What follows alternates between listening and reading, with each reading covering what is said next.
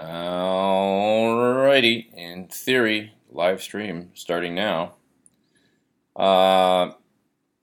Sorry I'm late today.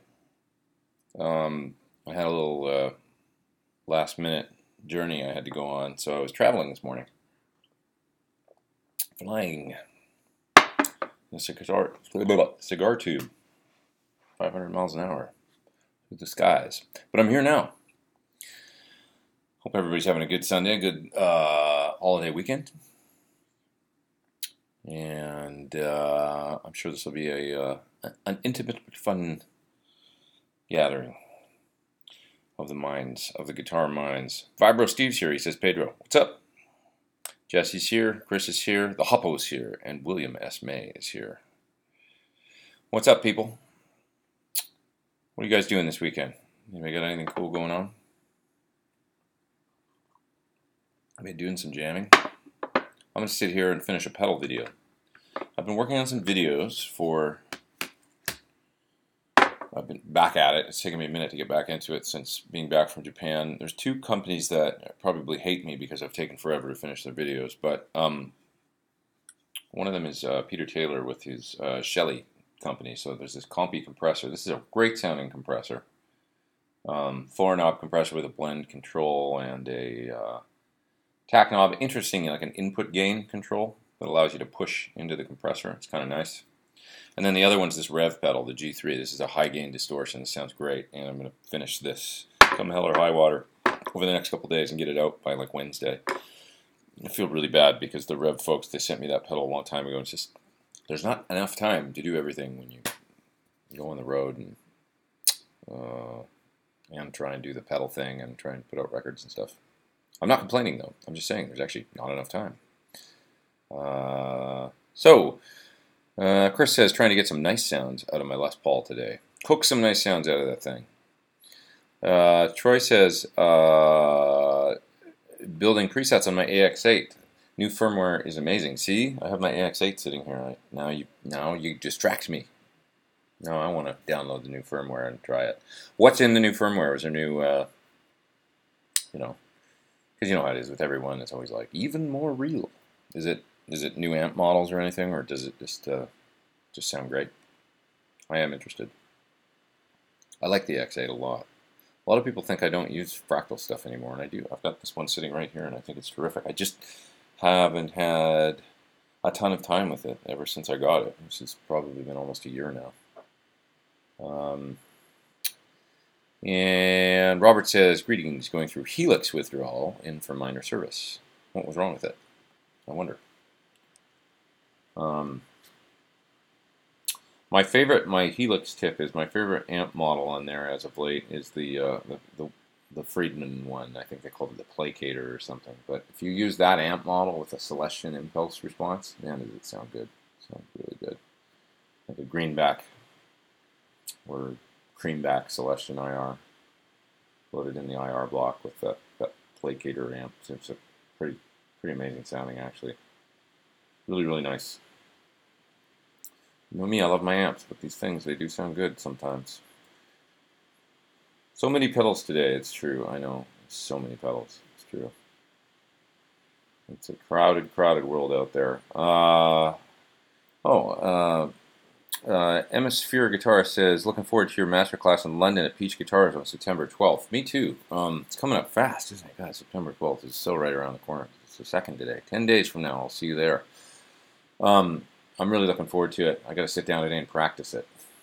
I remember how to do it. I did it last year a couple times, and now we're booking more, and it's like, how did I do this clinic again? So I'm just I'll be ready. Don't worry. Just got to review it and make sure I'm concise and clear. My ideas. I had a great time doing them last year. So if anybody's in Germany or in the UK and you can make it out to one of these, I'm going to be in Frankfurt next week. The Guitar Summit, I'm going to be there. And then I'm also at a dealer that escapes me now. I can't remember to do the actual clinic. So a couple in Germany next week. And then the Peach Guitars one in the UK. I should have all that information right in front of me. But I don't, because it's been a crazy morning and I was on an airplane for 3 hours. So I got up at like 4:30 in the morning to fly. Let's see, what kind of computer do I use for recording? Max, either the one that I'm on right now, which is just a kind kind of a maxed out, souped up Mac Pro 15-inch laptop, or an iMac that's pretty decked out too. That I got a couple computers like, I don't know, a year and a half ago. I upgraded and got some new studio stuff and computers, and so they're Macs with SSD drives and plenty of RAM and all that good stuff. Much less hiss, well gated. That's good. Yeah, I moved the microphone. I have a microphone that is positioned way closer to me. Oops! I just managed to turn the gain all the way down on it. Just checking I'm using a Groove Tubes mic. It's a kind of like a inexpensive solid state condenser mic into the UA console, and then I've got in the Unison slot I've got an API, what's it called, the Vision, which is a pre and EQ and compressor. So I'm compressing this a little bit, although does it sound like radio voice? I'm compressing it a bit and got the gain cranked up, and it should be better today, the sound. Even just physically, to be honest, I only had I either had like a really long microphone cable, 25 feet, and then it's all curled around my desk here, and I hated that, or I had a super short one, like a foot. So I would just plug in the super short one, and the mic would be kind of like 2 feet away from me. And I was too lazy to go get another mic cable, but I went and got one after last week's sort of debacle where it was all hissy and sounded like crap and stuff.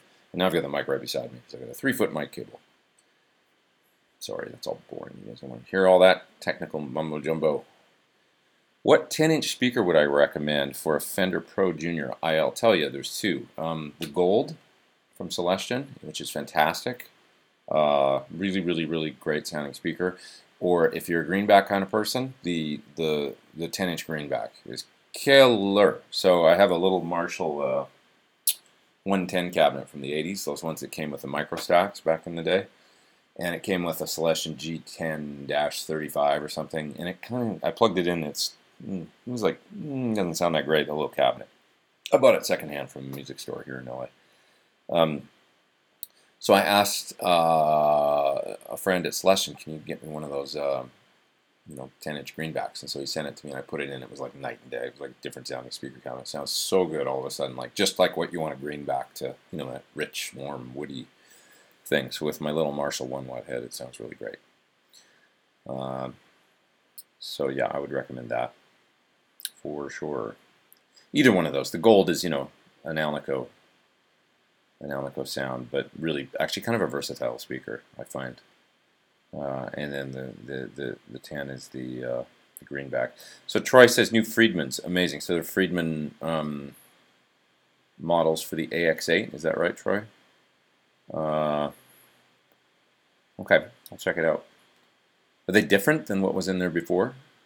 Like, is it just like updated versions of his BE and stuff like that, or is it new different amps like the Dirty Shirley or something? Well, I think that was in there too before. We're talking about the AX8 new firmware. For those that just tuned in. Let's see here. Give us a funny story from your recent tour in Japan. I'm gonna have to think about it. I'm gonna have to think about it for a minute. Let me see.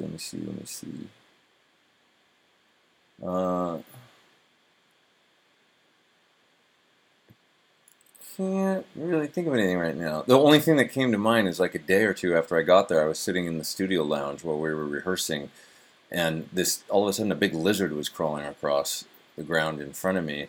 And then we picked it up, and it freaked out so much that it shed its tail. So then there was this bloody lizard tail lying on the ground, and this lizard squirming around with no tail all of a sudden. There was blood all over the place. And I thought, this actually happened. And I thought, I'm in Japan. I'm no longer in LA. This is a strange situation. That happened. That's the first thing that came to mind when you asked for a weird story. Okay, backing up in the chat, because of course, as usual, it's jumping all over the place. I'm getting better at when this happens, though, at finding my place. There we go. Michael Smith says, went to a Taste of Colorado yesterday and saw a bunch of cool local bands, as well as George Thorogood and REO Speedwagon. Old school. Awesome. That's cool. Moving down. TC Electronics Gravity Compressor Super Motorcat says he likes it. I tried that when I was there in March, I guess is when I was there. It was good. Yeah, cool compressor for sure. I was mentioning for those that just joined that I've got a demo of this one coming up. The Compy from Shelly is a really, really nice sounding compressor. So that's coming. And then the other video that I'm working on today to finish up is this Rev G3. These pedals have been out for a while. I just haven't been able to finish videos for them, and I'm going to finish them this weekend and get them up for anybody that's interested. The Rev is cool too. It's a real high gain distortion. And it's going to have live drums on the song actually that I did for it, so that's cool. Let's see here. Dusty's from Scotland and says hello. What's up? What's the best loop switcher? Well, I use the Musicom Lab. There's many good ones out there. I'm just comfortable with Musicom. They've been very supportive of me, and I've used their switchers for almost 8 years now, I think. So they work great. I know how to program them, so it's not like I'm, you know, you get one of these things. It's like getting an Ax8 or getting a Helix or something, you know. They both sound good. But you might be more comfortable with the workflow on one or another. So it's like, why don't you use this? Why don't you use this? Like, well, because I've already made all my presets and I know how to program this thing. And there's a big part of it is like not the audio, it's like the workflow. So some people ask me, why don't you use the gig rig? Why don't you use? I know Daniel. The gig rig's cool, you know. It seems like it's great, but I've never had one, and I know it's got a great reputation, but it would mean learning a whole new way of programming and redesigning your pedal board, which costs hundreds of dollars in and of itself, because then somebody's going to wire it all for you and all that. So it's not like you can just put a different switcher on your board. It's like all the wires on my board are every single cable's cut to length, and it's going to the right loop on the Musicom. You know, so it's like you can't just try a different switcher. It would require a whole sort of rewire probably of the board. So that said, that's why I use the Musicom. It's out of, you know, fear of changing and not wanting to learn something new. And why learn something new? It's just a switcher, you know. It's like as long as it sounds good and the audio is good, you know, you're all set. Furthermore, it's small. That's one thing I like about the Musicom Mark V is that it's about the same size as the Boss ES8. So it's quite the depth isn't real deep, so it'll fit on a board that doesn't have to be, you know, huge. ES8 is really good too, as far as I know, from what I've seen. Even the little Boss, the little one that's got like 3 or 4 loops or whatever, and then it's, you know, got effects built in. That looks really cool too if you want something smaller. And what else? I mentioned the gig rig. That's got a really good reputation. The Providence switcher, I think people seem to like. Some of these, the Musicom's a little tough to find in the States. I know that, as well as the Providence stuff. It's funny, when you go to the music store in Japan, they have all of these. You know, like any store you go to, and I can think of 4 stores off the top of my head you could walk into in Shibuya and find a selection of at least 4 or 5 of the biggest pedal switchers you can think of. The Providence will be there. There'll be the the Tone one, the Crocodile Tail one, the Musicom Lab. You know, certainly the Boss. Those are all going to be laid out there where you can see them and check them out and buy one right on the spot if you want. Try and find that at any music store in America. It's like they might be stocking the Boss ES8 and that's it. It's like, you know, people just don't, I don't know. Music stores over there are just superior. But anyway, I guess that's why you're asking, which one should I get? I would say that they're all pretty good these days. But you know, there's size considerations. You got to pick one that fits on your board. That's a big consideration for me. Programming, how easy is it to program? Is there an editor for it? It's kind of nice to have an editor, although I don't use it for the Musicom. But I know a lot of people like to use the editors to store. You know, you can make set lists and things like that, and store them, and then like if you're in different bands, you can then upload the the different set lists for your different bands into the thing, and maybe program it out so you're just switching from preset to preset, going song to song to song, like without having to switch all over the place. So that's kind of nice. Yeah, all kinds of considerations, you know, beyond just the sound of the thing. So I hope I didn't just confuse you more. Puffy says, I'm going to LA in a couple weeks. I'm going to go for a tour at the Surf facility. You'll love it. It's great. It's kind of out there. It's a bit of a drive, but it's worth it. It's a great day, and going out to see how they work out there. they're really a lot of hospitality. They'll take good care of you and show you around. They're really nice people. So yeah, you kind of want to make it, plan for it being most of the day. From LA, it takes about an hour and a half if there's no traffic, hour and 20, something like that if you're driving fast, and about the same on the way back. I would recommend if you're driving out there from LA to go after traffic in the morning. So leave it leave around. If you go at like 10, you'll be there by 11:30, and then you can hang out and do your thing, and then try and head back by 2 or something, 3 p.m. Grab some lunch out there or something, then hit the road and come back. And the traffic's not bad coming into LA because everybody's leaving LA to go back out to the bedroom communities and stuff. At the end of the day, they're not coming into town. So only when you hit like downtown or something are you going to run into traffic coming back into LA. Let's see. Robert says on Helix, 1 tap LED went out. Oh, okay. So that's what you were getting fixed. Robert's getting his Helix fixed because he had a little problem. What amp would I recommend for normal gig volumes, clean edge of breakup tones, struggling to control volume in AC30? The thing about an AC30 is it's a really penetrating sound. It's really that blizzard of nails. That's why they called it that. So it can be a bit much for some gigs at the edge of breakup. It's hard for me to not recommend a Sir Badger, like either the 30 or the 35 for something like that, because it really does sit at that really, really nice volume, and then you got the power scaling. So if you take a Badger, at least it's just in my limited experience. I haven't tried every amp out there, but that's one I've got great experience with, where you can take it and set it on about between 4 and 6 on the gain, and then you can crank the power all the way up and put the drive control, which is really it's almost like a master volume, put it almost all the way up on like 8. And now you got a full 30 watts, but it's a cathode bias amp. It's got a little bit of a softer quality to it. So I find that volume is probably pretty good for it's like a medium loud stage volume, but it's not like a 50 watt plexi or something. It's not that loud. So at 30 watts. And then what happens is, if you're just too loud but you like the basic sound and sort of the gain structure where you're on the edge of breakup, you just bring that power control back a little bit and bring the drive down a little bit. So it's a very, very, very friendly amp as far as being able to get the perfect club volume going. Power scaling is great for that. Something in an AC, you might just want to, go to an AC15 if you like the AC30 sound. I've got a little AC15 hand wired on the normal channel, the little one knobber channel. It's like nothing but the cut control, and the volume is active. Turn the bright switch on. Either use the low gain input or the high gain input, depending on how much headroom you want there, and put the volume up on 3 or 4, and it's great, for kind of like a club volume. I would say, what else? I'm sitting here looking at my room like I've got a massive selection of the right kind of amp or something, but I was thinking, I've got a Bella sitting here, and it works great because it's got the 22 watt setting or the 44 watt setting, so it's great with pedals, and it sounds great right on the edge of breakup, actually. But I really like it in the full power mode, the 44 watt mode, full power and pushing, and then it's kind of loud at that point. What's another good one?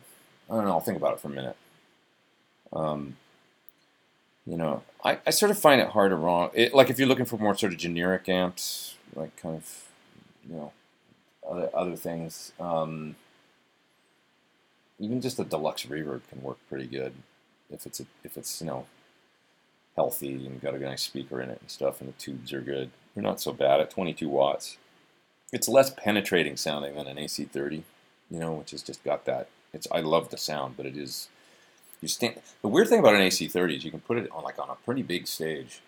I remember doing a gig at an outdoor place, and the sound guy came up and goes, "Did you turn your amp up today or something?" It was back when I was using, I think, my Top Hat amp, which is a King Royale, which is like an AC30 basically. And I was like, "No, it's not." And then he listened to me playing it on stage. It sounded fine. He's like, "It's not that loud up here, is it?" And he's just like, "God, at front of house, it's like a laser beam." Like he was like. It's so an AC30 with those mids, he was standing back, and so I just angled it so that it wasn't pointing right at. But he was way out there, and I was kind of amazed at how it was that penetrating sounding, even on an outdoor stage. It's just the frequencies or something. Anna says, first time here on the stream. It's pretty awesome. Just wanted to let you know. Hey, thank you. Appreciate it. Thanks for joining. We just geek out and talk guitar. That's it. Did I end up working more with Revival Drive? Haven't since probably we last spoke about it on here. No, just haven't had time. Puffy G says the seminar in Calgary was great fun. I'm glad you enjoyed it. That was the first one I did, and I had a great time in Calgary too. I had a really good time in Calgary and Edmonton doing the clinic, so I'm really looking forward to going next week to do it. At the Guitar Summit in Germany, I've only got 45 minutes, so I somehow have to condense it down.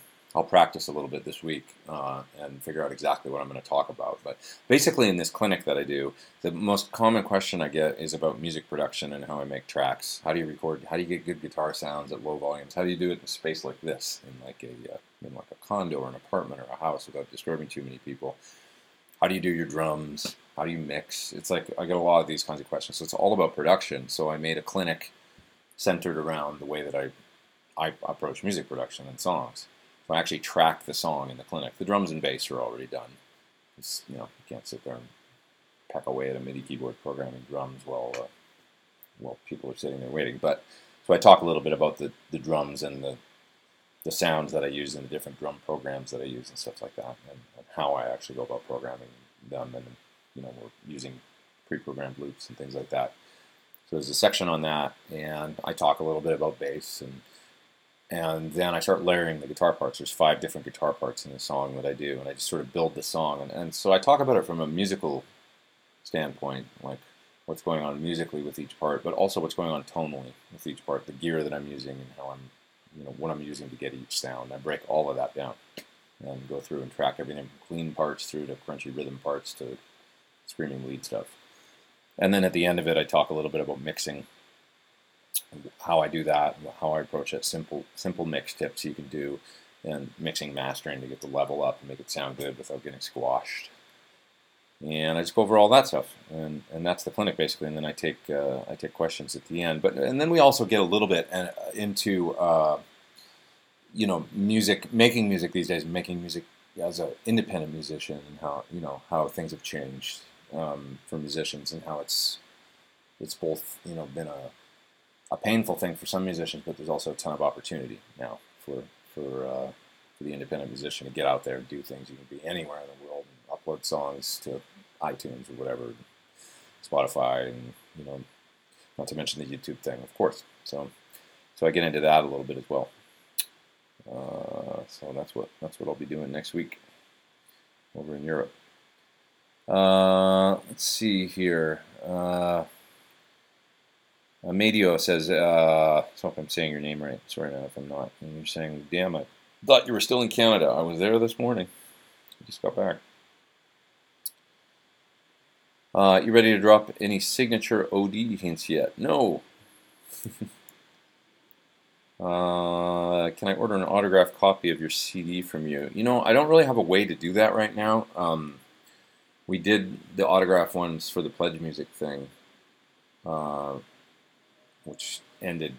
Now you can just get the CDs from CD Baby. So the ones that are at CD Baby now, they've got, there's a bunch in stock there, and they're not autograph ones or anything. So to do autograph ones, I would have to figure out another way to do it. So I just don't have that going right now. But I might do it again at some point. Let's see, what do I use to run the PT100 plugin? Well, so I have 2 Apollo interfaces. You have to use a UA interface if you want to use the new Brainworks PT100 plugin, which I'm just loving. I know it's like, of course you do. You're just trying to sell it, aren't you? But no, I love it.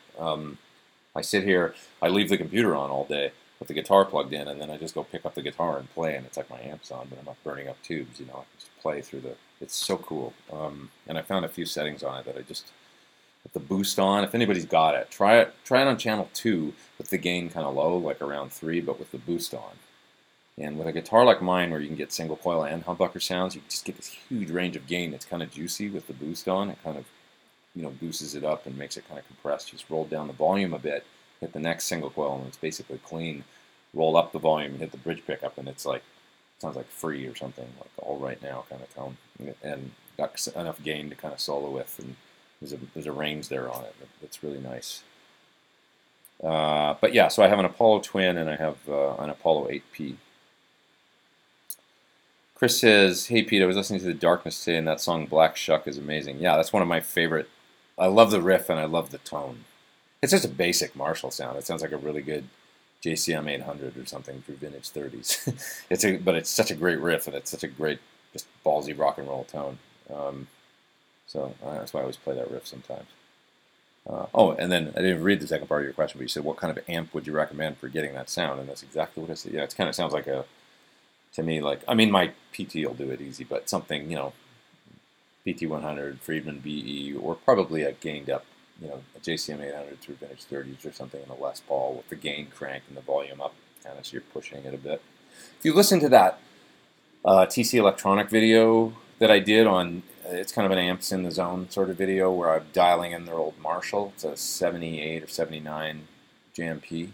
That amp, I mean, that was that sound. It just had that tone. So any Marshall from that era, kind of well, not any, but a good sounding JMP, either through greenbacks or H30s or V30s, will probably get you pretty close to that sound. Let's see here. James says he has a question. Would you tell me about your UA Apollo 8P? Was your track mixed and mastered through onboard effects, or did you do mastering or mix through any analog units? Are you talking about the one from the 8P video with Kurt Biscara playing drums? So I mixed that, and I did everything using the 8P, using a variety of plugins, but I would use Stephen Slate plugins as well as some UA stuff, a lot of UA stuff. And then the record was mastered by a guy named Ross Nyberg, who is a super nice dude, guitar player that has a mastering studio up in Seattle. And it's an all-analog mastering studio, so he just does a real nice, real natural, gentle, little bit of compression, limits it, doesn't make it too loud, but gets the volume up nice, And I really like the way he masters my stuff. I went to somebody else at first, and who's a great master engineer and does lots of stuff, but I just couldn't get with the master. It sounded it was just brick-walled and really loud, and maybe that's what they thought I wanted. It might be my fault, but I wasn't happy with it, and that kind of delayed the release of the record a little bit. And I called up Ross one day and said, "Can you help me out? I need mastering done really quick." I said I should have just gone with what I knew and gone to him because he did a great job on Guitar Nerd. He's the one that mastered Guitar Nerd as well. He just really gets it. I feel like what guitar can be tough. Like recording guitar songs and mastering guitar songs. It's distorted guitar, and we're talking about digital medium here and downloads and stuff. You have to be careful because it can just get really snotty sounding. I'm finding. Analog was such a forgiving. Analog tape.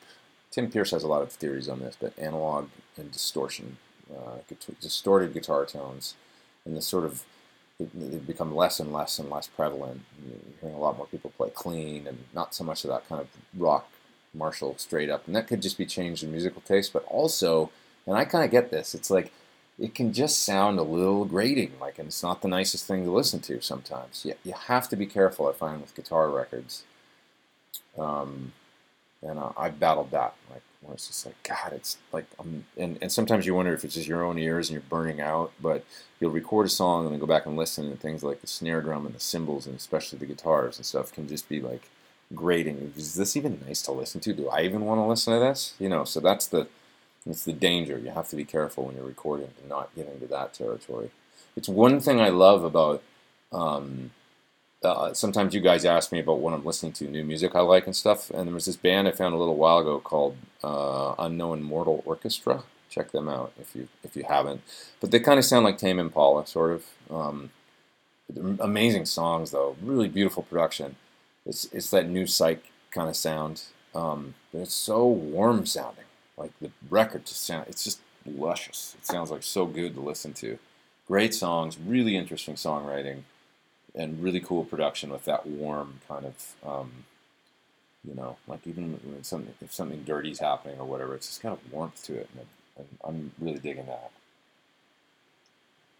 So I still love, I love toothy rock guitar and that sound and stuff, but you just have to be careful when you're recording it. So anyway, Ross Nyberg did a great job on mastering both of my albums, and check him out if you need somebody to do some mastering. He'll be easy to find online. Just Google NYBERG mastering, Nyberg, Ross Nyberg mastering in Seattle, and you will find him. And he's a good guy, and he's fair as well, by the way, his pricing and stuff like that. He's really reasonable. Are you taking copies of your CD to Peach? Yes, I am going to do that. A box was supposed to show up here for me, so I just have to make sure they arrived. I had them sent somewhere where because I wasn't going to be here, so I couldn't receive them. They were coming on Friday. I had to run to Canada really quick, so I was away. And so, long story short, I'm not going to be able to find out if they came until Tuesday because of where I had them rerouted. So I got to make sure they came. And as long as they're there, and they should be, then I will have a bunch to bring to Germany and the UK. So yes, long story short, and I can get you one there and sign it and all that stuff if you want one. Yeah. And Mike Johnson says he's got the gold in his 92 Fender Junior. I assume that Pro Junior or something. Oh, those amps been around that long, since like 92. That's amazing. So yeah, Celestion Gold 10-inch, really nice speaker. Not a hell of a lot of 10-inch speakers out there. It's just limited, but luckily you don't really need to look much further than that. I don't think either that gold or the 10-inch greenback, they're both great. Patrick Carroll says, welcome back, thank you. Have you ever played through an old Music Man 212 amp before? Only a little bit. I have. I've used a few Music Man amps. I always thought they looked really cool, and I like the sound. And I'm a big Brian McLeod fan. And he got amazing sounds out of those old Music Man amps. All right, Jesse Bruce says, having experience with the Seymour Duncan Power Stage Power Amp? No, but you're just reminding me they were actually going to get one of those to me, and we were going to do a video, and I haven't talked to them, and I don't know what happened with that. So I have to contact Seymour Duncan and ask them what's up with that, because I wanted to try it and maybe make a video with it. Seems like a useful piece of gear. Any other solid-state power amps you've tried that felt great? I'm a big fan of the Matrix stuff. I mean, they're really light. They're not as small as that Power Stage, I don't think, but they're super light. One rack space, and 1,000 watts aside and all that, and it always sounded really good to me. I have one. Thought it was great.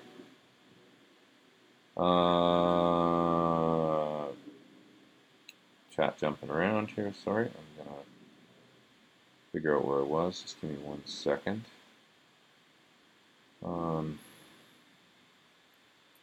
Lots of good questions here that I'm just seeing that I'm paging through, so I better hurry up and get to them all.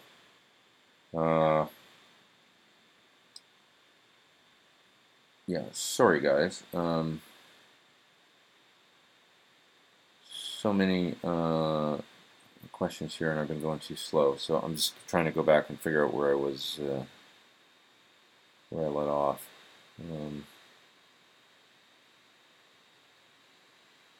The chat jumps around once again, and then I miss my, I lose my place. Okay, here we go.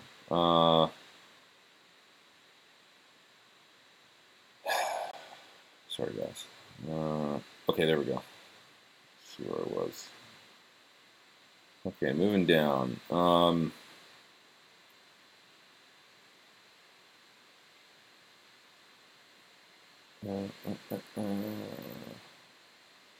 Found the Seymour Duncan question. What's next? Music with an exclamation point says, was wondering if you ever get days where you think, I can't play what's in my head. Sure, man. All the time. You have the frustrating days and the better days. And, sometimes it's good when you feel that way to just mix it up, whatever you're trying to play. I mean, if you're at a gig, you're screwed. I guess you got to just get through it. But if you're just sitting there practicing or recording and you can't come up with anything, I find sometimes, like if I'm trying to write a part or a song or a solo or play something and I'm not getting anything I like, I just go listen to some other music for a few minutes or something, what would so-and-so do? And I'll go watch some Jeff Beck or something like that. Just mix it up, watch a video, and change my approach, you know? Do something to jar me out of whatever I was having a problem with. That's sort of if I'm in the studio and I'm not coming up with things. But do you use or like eminent speakers in anything? Not really educated in them. I don't know enough about the modern. I've heard of a few of them, you know, and I would like to try them, like the Eric Johnson one. The Tomo has one. I'd love to try those, but I don't know enough about them. I've just been such a Celestion guy for so long. Bar Anderson's just got a ticket for the London class. That's awesome. So you're gonna come see me there. That's fantastic. Can't wait to get there the next week or so. What kind of coffee am I sipping? I'm actually drinking tea right now because I've had 3 coffees today already. So I'm not wussing out. I've had a good solid, 6 shots of espresso and a cup of coffee. That's probably enough for the morning, don't you think? I mean, it's like 2:41 p.m. That's how I roll. What else? Looking for solos to transcribe. Any suggestions? Stairway to Heaven. Start there. Hotel California. Do those 2. Only the classics. No, I don't know. Bohemian Rhapsody. Do that one. It's kind of interesting. The phrasing isn't quite what you think. It's a little unusual. It's like you kind of think you know it, and then like you go, oh, it's not. He's not doing exactly what I thought he was doing, like phrasing wise. So it's kind of fun to play through the Bohemian Rhapsody solo and try and nail that. Let's see here. Do I like Satriani's music? I do, man. I mean, I grew up listening to Surfing with the Alien, and what was the one before that? Not of This Earth, and Flying in a Blue Dream, and The Extremist. I loved those records when they came out. I'm not as hip or familiar with his newer records, but I have listened to them when they come out. I'll put them on.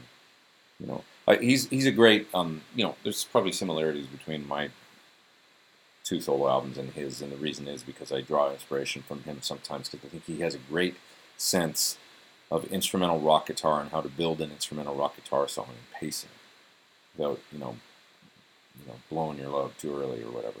Just too much riffing, too much stuff coming at you. He knows how to like leave space, and then when it comes time, it's kind of a formula that maybe he's a little stuck in. That would be my only criticism. I'm not criticizing Joe. I don't want to criticize, but like he does kind of do that thing where it's like, there's a little bit of a formula to it.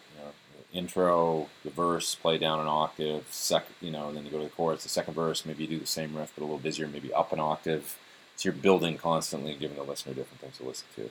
It's a positive. It's not. I'm using him as an example because he really knows how to pace an instrumental guitar song. I guess the only dilemma is there's maybe only so many places you can go because it's guitar. So when you've been recording for 25 years, what do you do? But if you can just mix it up with different tones and different grooves and different, there's all kinds of ways that you can take that same kind of formula, I guess, and expand it over a lifetime.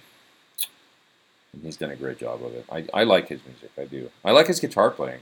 Have you guys seen the Iridium show that he did with, I think Marco's playing drums, and it's like, Joe Satriani's live at the Iridium. It's great, man. I watched it a while ago, and I thought he was just great. His tone and his pacing, and he has fun up there. He looks like he's having a good time. The band's cooking. It's not to like. I don't know. Do you like active pickups? Generally, I haven't been an active pickup person, but I'll tell you, I have a bass back there that's my friend John's. That's from Jody, this question. And it's got an EMG in it. It's a P bass, and the bass sounds like a piano. It sounds phenomenal. It sounds great. So maybe I should try more active pickups. I don't know. I would like to have one guitar with the old 80s kind of Gilmore-esque, like with the preamp in it and all that, and the versatile. It'd be kind of cool to have one guitar with 3 AMG single coils or something. And just have that sound. But traditionally I'm a kind of old school pickup. I like 60 Strat pickups. I like PAFs. I like Alnico 5 magnets. I like Alnico 4 magnets. I like sometimes Alnico 2 magnets.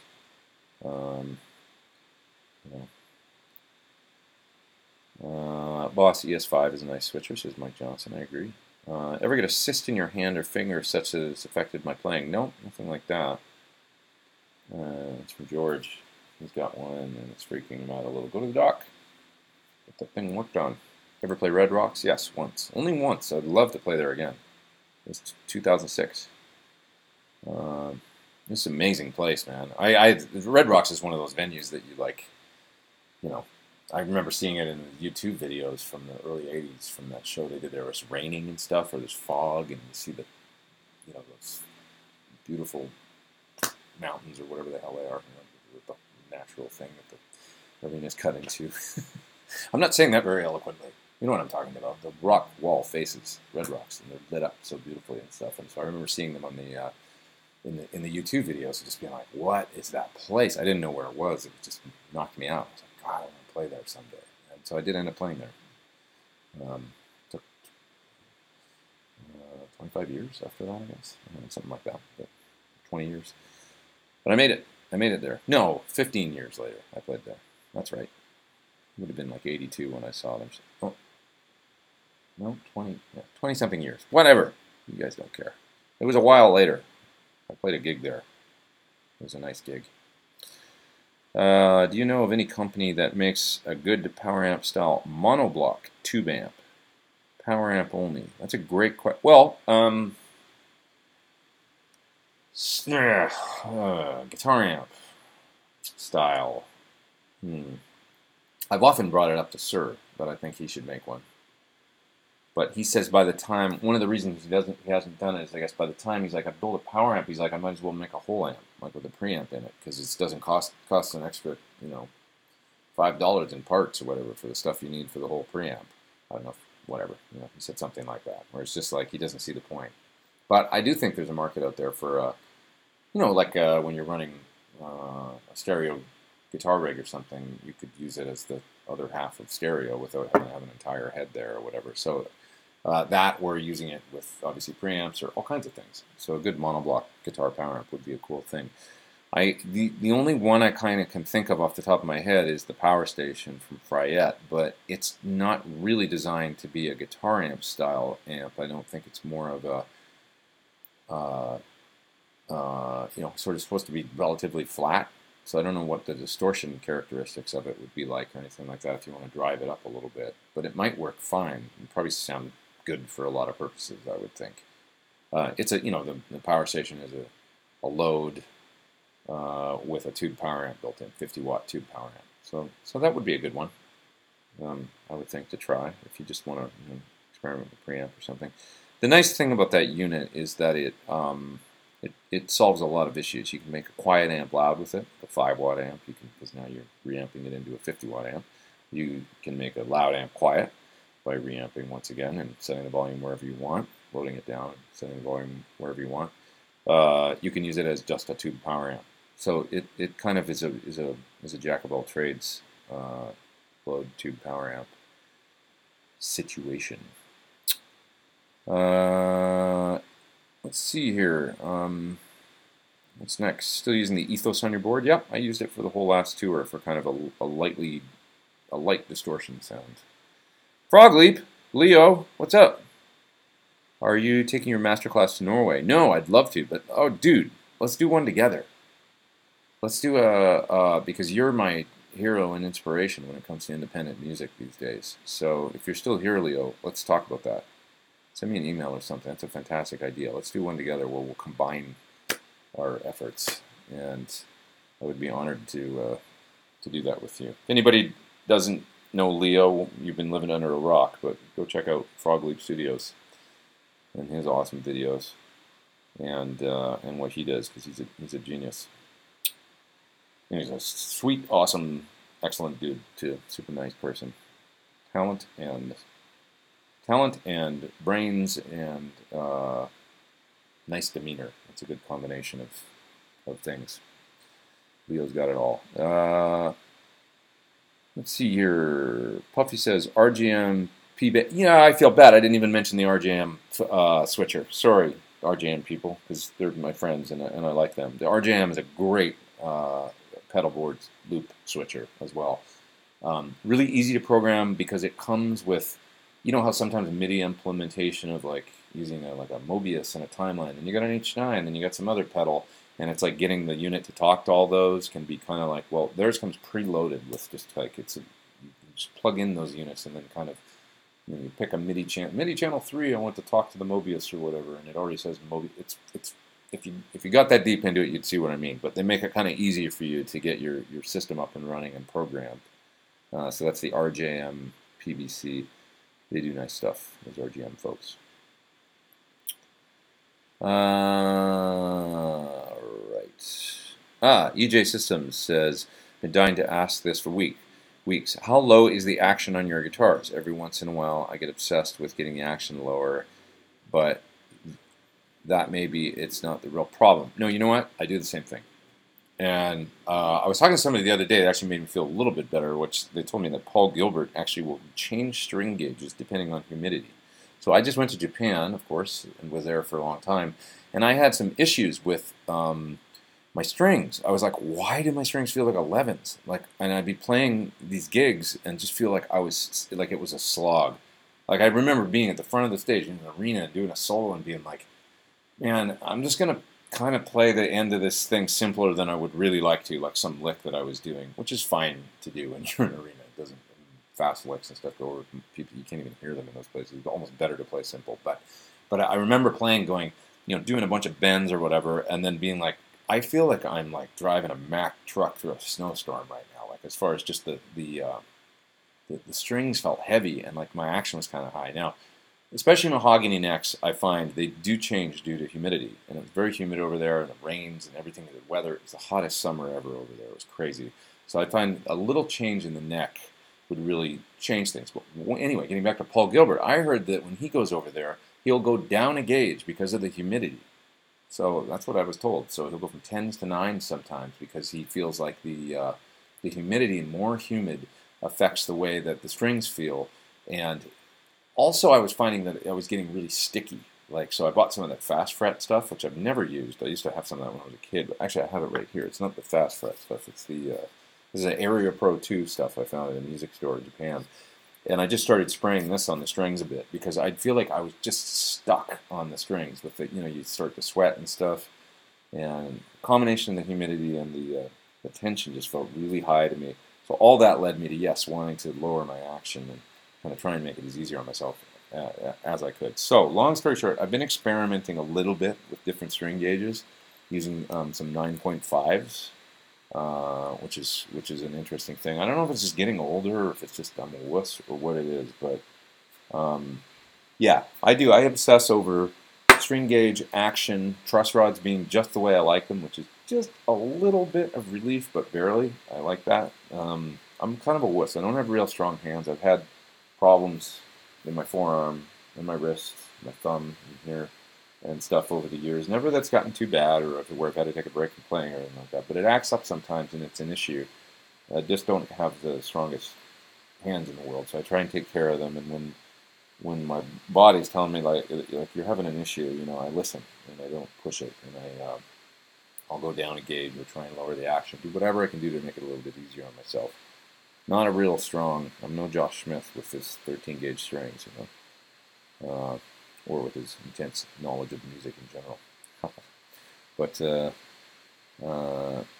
yeah, I don't like to fight the guitar. I really don't. You know what? I was talking to Tim Pierce the other day, and he was playing my signature guitar the other day, and he said the action feels high to me. And I was like, oh, thank God. It's not because it's pretty low, but he was saying it even felt high. It can feel a little high on guitars that have jumbo frets, too, for people that are used to playing lower frets, because those jumbo frets push the strings up further from the neck, and it's almost like it's really the height above the fret that is the thing, but sometimes they look at the height of the string above the fingerboard, and I feel like, you feel like is the action kind of high, and then you're like, no, it's actually right on the frets. But anyway, blah, blah, blah. What would I recommend for an A-B switch pedal? Really good one that's pretty easy to find is I believe it's called the Twin Bones from Radial. It's got a buffer in it. You need that. And it's got all the switching for transformer isolation as well as phase flip for the B output. So if you got either a ground loop or a phasing problem because you're using 2 amps that are out of phase, you can flip. So check out that one. I think it's under $200. I think it's 160 something. It's pretty readily available or easy to order. Twin Bones from Radial, my friends in Canada.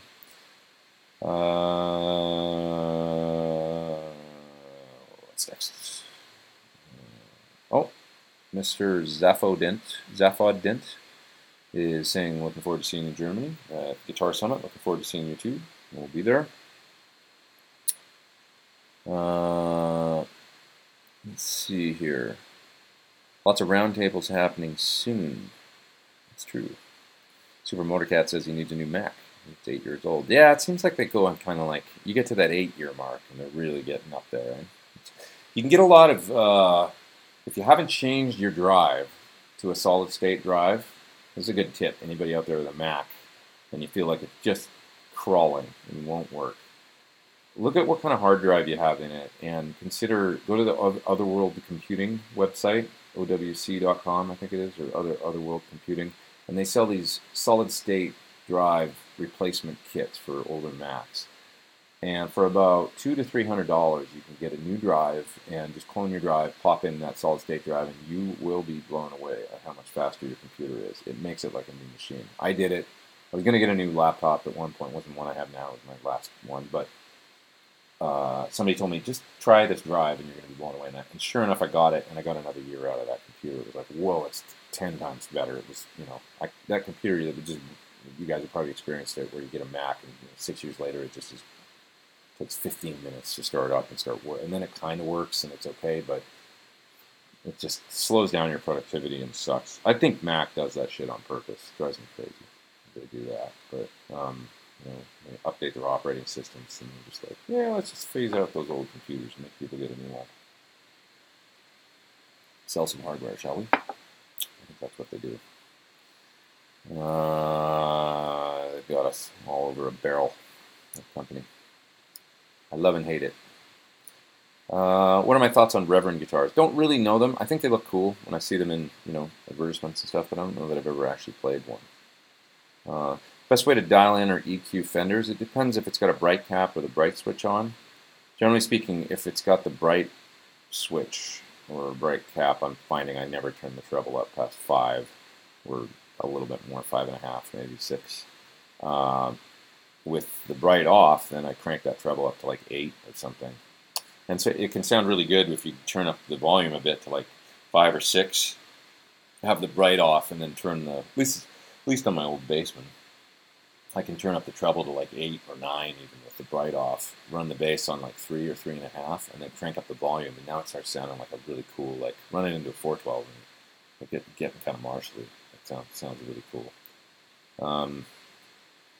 But when I did that, I did a little video a while ago you might want to check out for the question on EQ and Fenders on Super Reverb. I guess Steve Ray Vaughan, I think he used to, now I'm forgetting, I think he used to crank the mids. And I did a little online research and I found it, and then I had this great Super Reverb that was a friend of mine's, and I did that Amps in the Zone video, and I think that's what I did, is I had the mids way up on like 8 or 9, and it really sounded great. Maybe watch that video. You'll see how I kind of EQ'd that amp, because I love the way that amp sounded. It sounded amazing. It wasn't mine. It was my friend's, Toshi from the Jimmy Kimmel Show. He has this great old, super terrific sounding. Moving down. Have I tried the Friedman Pink Taco amp? Yes, I have. I think it's basically kind of like a BE in like a little 20 watt. They sound good. They do. They sound cool. Moving down. Really interested in the specifics of your song Rosemary. Great acoustic sound. What guitar, signal chain processing in the afternoon? Really quick. I wrote it when I was about 23 or 4 years old. It's been kicking around forever. It used to be, in the 90s, I was in a duo with a girl singer, and she wrote lyrics to it. And so at one point, that little piece had it was like a full song with lyrics and everything. But then I decided, my friend Dennis was saying, you should have an acoustic song on your record to kind of break it up a little bit. And I was like, yeah, that's a great idea. Right in the middle, just kind of break up the electric guitar. Once again, the mid-range and stuff that can get to be a little grating if it's just too much all the time. So I thought, well, I'll record that thing and I'll put a little melody on top. So I wrote the melody line. That was new. But the rest, the chords and the kind of harmonically and stuff, that's been a piece that's been around for a long, long time. I used my Martin D28 for everything. I think, on that one. And I would have just used the UA Unison mic pre's, I think, with the Neve pre, I think, is what I did. Like the 1073. And then probably used a little LA2A or something like that. But all the, plugins for... I recorded it really fast. I remember I was trying to get the record done. It was like right at the end. It's like, what am I going to do? I'll just do this quick. Mojave MA200 microphone, tube mic, large diaphragm mic, and I just played the part twice, I think, on the Martin acoustic, and then did a melody up the middle. And then for the kind of the other parts coming in and out, the kind of swelly stuff and whatnot, I think I did that here using. Pretty sure I used my pedal board and PT100 rig into the UA aux for that stuff, and used some of the sounds in the aux, like the delay and the reverb and stuff, and I might have used the swell and the Mobius. I can't remember, to be honest, but that's what I'm thinking I did. Just ambient patty stuff that's going on behind the acoustics. I think that's what I did. You can hear that kind of just to give the song a bit of a bed. Yeah, that's how I did it. Thanks. I'm glad you liked the track. Appreciate the question. Let's see here. Moving down. What do I think of Engels? Don't know them that well. German, my most experience with them would be, you don't see them a hell of a lot in LA. It's not like there's Engel amps around a lot, but I know in Europe it's a huge brand. Maybe I'll see some when I'm over in Germany this time. Who knows? Next week, or this coming week. Is there, in my opinion, a solid state amp that's really close to a tube amp, especially at gigging volume?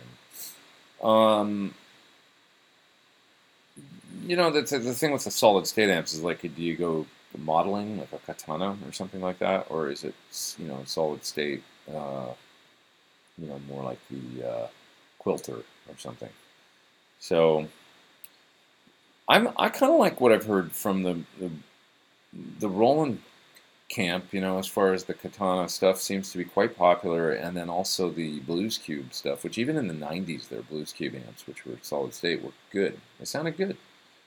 I'm an amp snob, so I have some really good amps in my amp rules, I think, in PT100. So nothing. It's hard to find that. I'm not going to find a solid state amp that sounds like that. Like a PT100. It just doesn't. I haven't heard one yet. But that said, I found I used to enjoy back, like I say, in the 90s, playing through those Blues Cubes. I thought they were pretty good sounding amps. Decent workable sounds. It kind of depends on what you're doing, Like, I've done gigs on pods, the old pod, the kidney bean one. And one of them was like, in front of one of the bigger gigs I've ever done. It was like 50,000 people. I played with a pod, and the little floorboard that went with it. And the reason is because I was playing with Mandy Moore. It was like in 2003, and I went to the Philippines, did a week with her over there. And, she's a pop artist. Like, you're playing to tracks, and guitar is just one part of the equation. So it's like when you're talking about a gig like that, it's like, well, I can totally get away with using, it's not that it's in the mix. Nobody's gonna care. Like, if you've got your ultimate, So it's like the criteria for what you're using sort of changes, and you can pick an amp or a rig or whatever based a lot more on what's going to make it easy to get, ease of use, ease of procuring in a foreign country or whatever, if you got to rent something, or you know what I mean? So that's just, I'm kind of getting out in the weeds here, but if you're Van Halen, it becomes a lot more difficult to, just use whatever, or Steve Stevens or something, where you're really, like, guitar is just this prominent thing in the mix that's like, and at that point, then you gotta, pick what you're going to use a little bit more carefully. So what I'm getting at is, for certain gigs, like somebody's here is saying Katana artist. Yeah, I mean, the Katana amps, from what I've heard, they sound really good. You could probably do a lot of gigs with that amp. Am I going to be as happy with one as I would with a PT100? No, but if it's the right gig, I could probably, you know what I mean? You can make it work depending on what you're doing. So Oh, Charles said favorite hard rock models in the Helix. I mentioned that earlier, actually. That placator one, I think, is what they called it. It's a Friedman uh, model. Sounds really good, really, really good. That's my favorite one. To me, it was like kind of like I couldn't find another one that I liked even close to that one. But that one was like all the. I like the basic Marshall ones, like the the plexi ones and stuff, the plexi jumpered one and the brighter plexi one. I thought those sounded really good, and then also the placator with the high gain.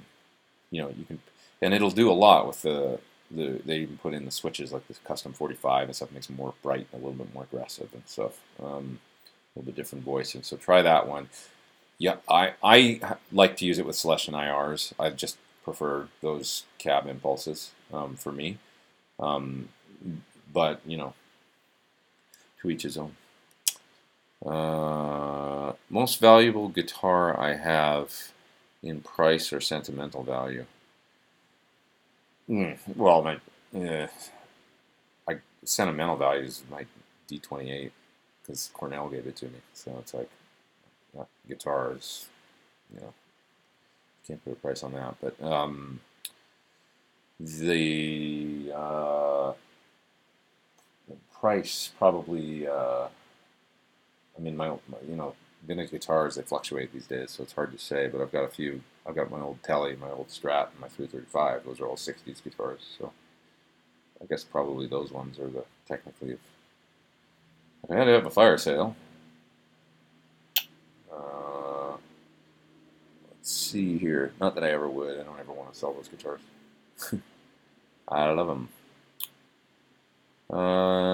Any thoughts on the new Mesa Boogie Fillmore 50? I haven't really checked it out beyond just looking at. I haven't had a chance to try one, but I've seen the ads for them and stuff, and a little bit on Gear Page and stuff about it.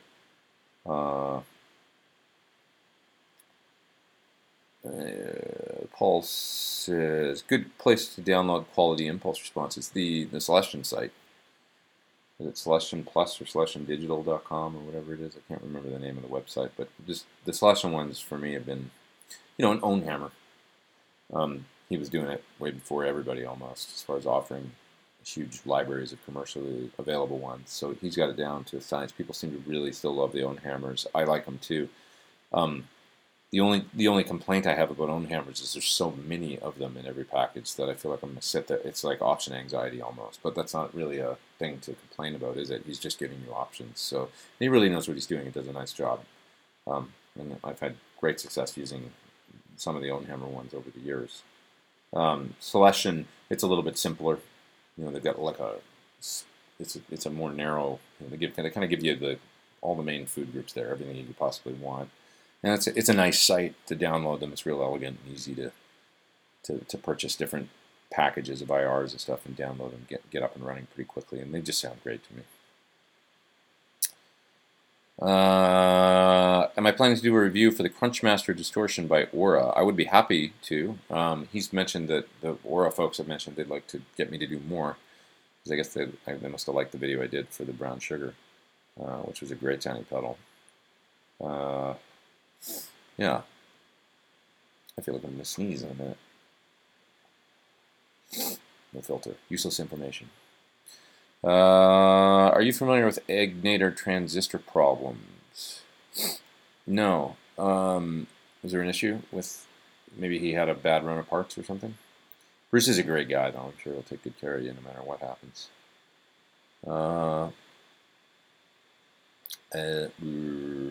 Have you ever played something close to jazz? No. I should take lessons, actually. Okay, one time I had a gig. I was going to audition for Rod Stewart, and it was a long time ago. It was back when he was doing those American songbook albums, which were like, he was almost like jazz standards, I guess is what it was. And so it was a lot of ka-chunk, ka-chunk, ka-chunk, ka-chunk, ka-chunk, kind of 2 chords per bar stuff. And I got all these charts, and it was 18 songs for an audition. It was like, holy shit. And it was like, I wasn't really adept in that. I wasn't adept in that style.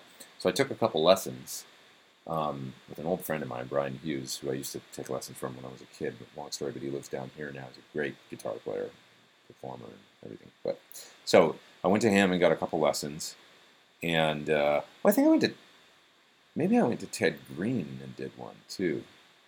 I was back around that time, but anyway, and I was getting kind of good at it, I have to say. Like I was like practicing really hard for this audition, and over the course of a month or two, and starting to get there's a feel to it where you have to be on top of it. Those chord changes and stuff, you got to be on top of it and be able to, it's a lot of chord voicings to memorize and move around and stuff. But it's a style, and it's like anything else. I wasn't accustomed to that sound and style, and then I felt like I was getting into it and kind of like just that simple comping kind of 2 chords per bar thing, and what I was saying was you can't sound like you're rushing from chord to chord. It has to be relaxed, but you got to get to those different chords in time. So there's just a fluidity to it that you have to develop by doing it. And I was getting there. I felt like, God, it's starting to sound kind of cool. And I was maybe a couple weeks out from this audition. I thought I'm not afraid of that shit. I mean, I am afraid of it, but I like to tackle it. Is what I should say. Tackle your fears kind of thing. Just go headlong into it. I was like, I'm going to get this, and I'm going to go into this. And I didn't want to read. I wanted to have all those pieces memorized. And, I didn't want to go into that audition reading charts. I wanted to do it like a rock player. Just go in and play through that stuff. Because I'm relentless with that stuff when it comes to getting gigs. I'm going to go get this gig. And that's what's going to happen. I can't do it now, but in a month I'll be able to do it. So I practice. And then the audition got canceled. Because whoever was going to do the gig, originally he was going to bail and wasn't going to do it anymore, and then that guitar player decided they would stay. So then it was over, and I never actually got the audition done. But I guess I practiced a lot, so I got that out of it. That's the closest thing I ever played something close to jazz. Closest time when I played something close to jazz. I guess I practiced pretty hard at that. Have I heard the Vertex Ultraphonics? No, I have not. I have not heard that one. What are my favorite Telly pickups? That's from Dave Rodriguez. Okay, you got a good point. You're saying sometimes you're finding that a certain pickup is too bright for the rest of your setup. You need to get a little warmer and fuller. Try it. First of all, even just in an easily available one, like the Alnico 2 magnets, something that Seymour Duncan would offer. They also have a pickup called a 5-2, I think, that has Alnico 2 in the top 2 strings and then 5s for the low ones, for the lower strings. So you get that snap from the Alnico 5 on the lower strings, and then it warms up the top 2 strings with the Alnico 2 magnets. Mix of different magnets in the same pickup. That can be a nice thing. My favorites that and I've got a set that are just unbelievable, are the Ron Ellis. He's a guy that hand winds pickups, and he's just one guy, and he makes the pickups, so he's got a long waiting list, and you have to wait a long time, and they're not inexpensive, but his pickups sound like, man, really, really great. I bought this old Telly years ago, and it had issues with the pickups. The bridge was super microphonic, and the neck was intermittent, like maybe broken line somewhere in there. So I had Ron make a set for that guitar, and it sounded, the bridge pickup, the old one, the microphonic one, sounded good. Ron's sounded better. Every bit as good, and then something on top. It was better than the 60s Fender pickup. And the neck pickup is to die for on a Telly. It's like, the main problem I have with those aluminum, or whatever the hell the cover's made out of on a Telly pickup, they tend to darken the sound quite a bit. And a Telly neck pickup is not something that's generally that, it's not something that's coveted, really. I don't feel like. It's not like Strat neck pickup tones. His pickups, man, the neck sounds just beautiful. So the Ellis ones, not for me, was the be-all, end-all. And Craig says, welcome back. I ordered a copy of Pete Thorn 2 via Pledge. It's really excellent. Thank you, my friend. Appreciate it. James says, nice synth for the track, sounds killer from you, the UA8P video. Thanks so much. That was the, you were asking me about mastering and mixing and what I did on that track for the 8P. Okay, and the chat just jumped way down, so now I gotta try and go back here and figure out where it was. We'll break here, just 1 second.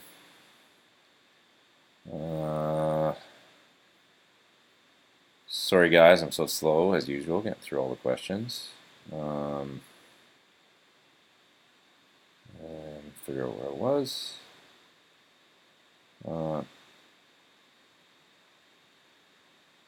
Guys, sorry if I missed your questions. I'm only going to go back so far here because otherwise I'm at about an hour and 10 minutes, and I know I got to finish up in about 20, 10, 15 minutes, something like that. I should probably be done. But so I'm just going to start from here. What do I think is my most versatile overdrive pedal? Versatile? That's a good question. Anything that has a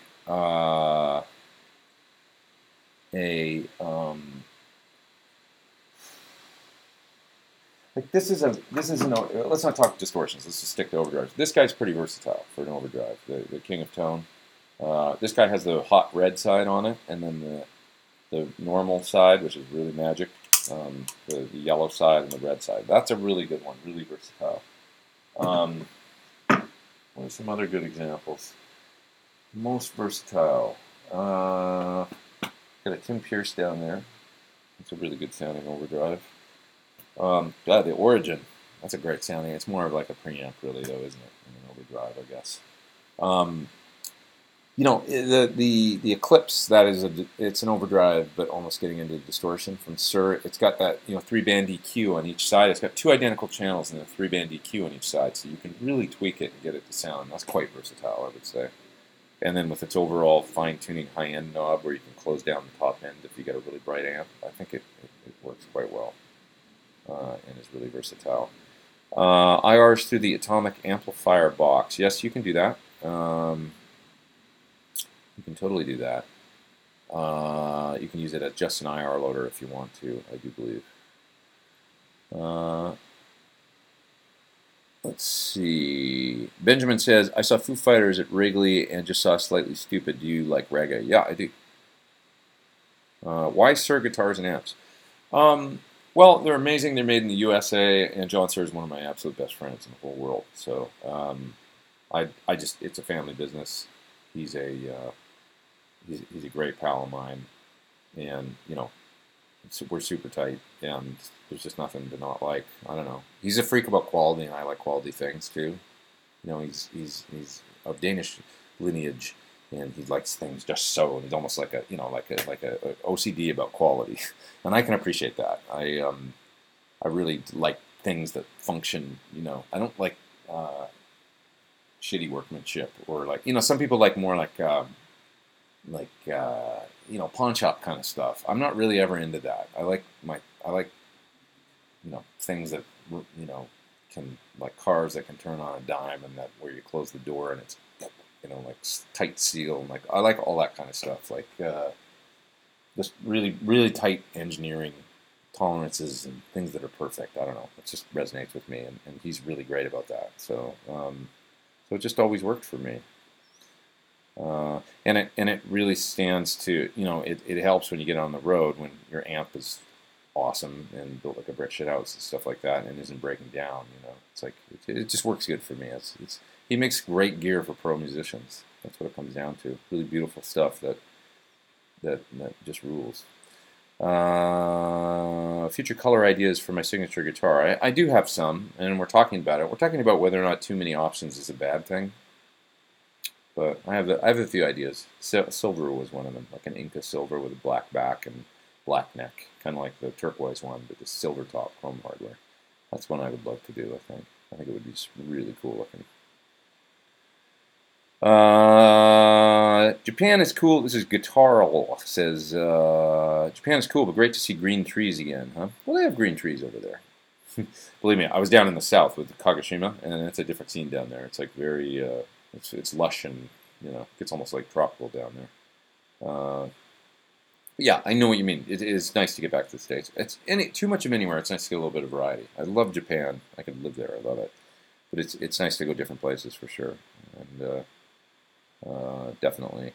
Have I ever tried the Boss WL-20L wireless systems? Not yet, but I know they have this new compact wireless. I kind of want to get one of those Katana practice amps with the wireless built in for around the house. That seems like a great thing. you know, I know that they are revered. People think they sound great. Super Motorcat says he saw Satriani play the Ryman for 3 hours and he was bored after an hour. Well, yeah, no. Each his own. You know who paces a show really great? Steve Vai. His pacing, I always forget. And then I've only seen him live a few times, but over the years I've seen him live a few times. And he has an amazing ability. You know, and I've tended to see him at shows where there's like multiple different guitar acts happening every time I've seen him. You know, yeah, I've seen him a couple times play with Joe. I've seen him, you know, different people. And when Steve comes out, he just knows how to pace an instrumental guitar show and song and everything to really take you on a little ride. And, you know, it's a hard thing to do, you know. It's a hard thing to do. So, you know, Landau's another master of it in a completely different way or style, but the way he mixes up his tones and his dynamics and stuff when you go see him, go see a Landau set of the Big Potato or whatever, and it's just entertaining the whole way through. You don't want it to end. It's so good. Have I ever used any of the Ted Weber attenuators? You know, I had I can't remember what the name of it was. Who knows where the hell that thing even ended up, but I had one of the ones that was like a speaker, and it dulls the sound. To be honest, it did the thing that any resistive attenuator does, where it locked off top end. I didn't like that.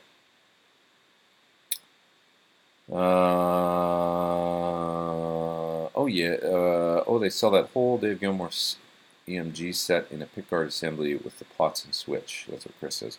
Yeah, we were talking about active pickups earlier. For those that weren't here, yeah, you can get the active. You know, like a whole pick guard with all the AMG pickups preloaded and stuff. And I was just saying that I thought that might be cool to have. Somebody was asking me if I like active pickups. Never really use them. In electric guitars, I have a bass here with an EMG in it, but I was saying it'd be cool to have one kind of 80s style Strat with the whole EMG thing in it. 3 singles. Kind of neat. This is a great question from Ricardo. What's the best way to be kept updated with your clinics? I know you have a signature guitar with Sir, but what's your view of Tom Anderson guitars? They have some similarities. Okay, so 2-parter. I'll post the clinics on my... I really need to get the exact dates of everything that's happening, and it's only like a week away, so it's dumb. I should be more on top of it, but I've just had such a crazy time kind of the last couple of weeks. So I'm going to send an email right after I get off here and just ask for the dates and kind of the breakdown and the times of every single thing that I'm doing when I get over to Europe. And I'll post them on Facebook and probably pin it to the top on my Facebook music page. So thanks, Ricardo. You're actually reminding me that's something I have to do, and I shall do it.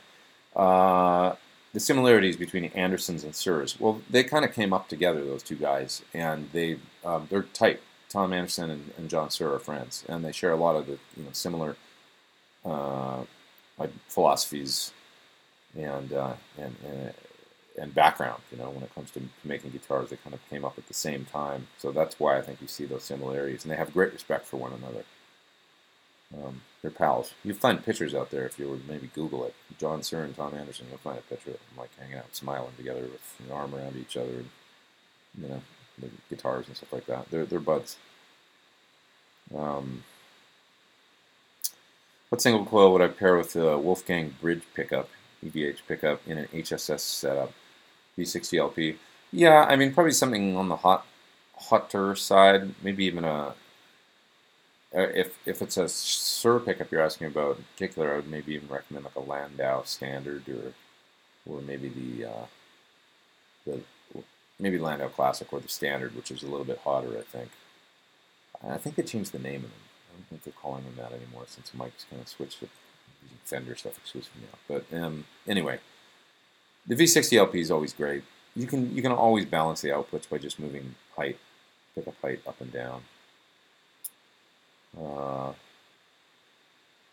So I like them all. I'm not the Standard would be my least favorite. I like the whatever the Mike Landau Standard was, the ML Classic. I really like, and that's the pickup in the neck position of my Strat. And my old Strat has that pickup in it, and people always rave about that sound. So they're like, "What is in that guitar?" Are the pickups, and that's the neck pickup in it. So. Chris says Gilmour used the EMG pickups on the Pulse tour. Yeah, interesting. I should go back and watch some videos of that and listen to the tones. See what I think compared to his using the passive pickups.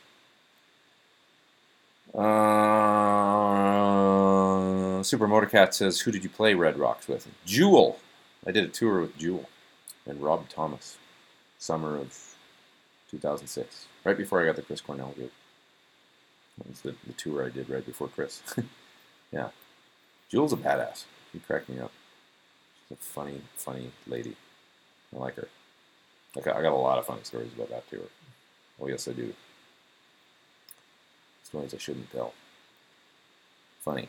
But anyway, what was the greatest thing you learned from working with Chris Cornell? That's a great question. Wow.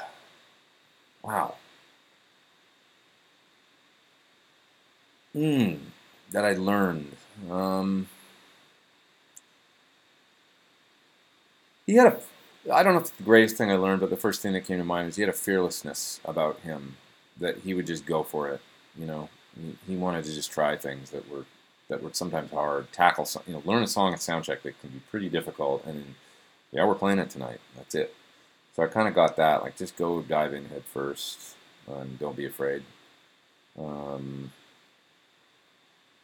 Yeah, confidence. He was confident. Just he knew how to just game face and go out there and do it. And, I learned a lot from him. I don't know. It was hard to pinpoint any one thing, but that's the first thing that comes to mind. Was like maybe I could be more, just go for it more, and just trust, and lay into it and do your best, and hope for the best, and most time you land on your feet.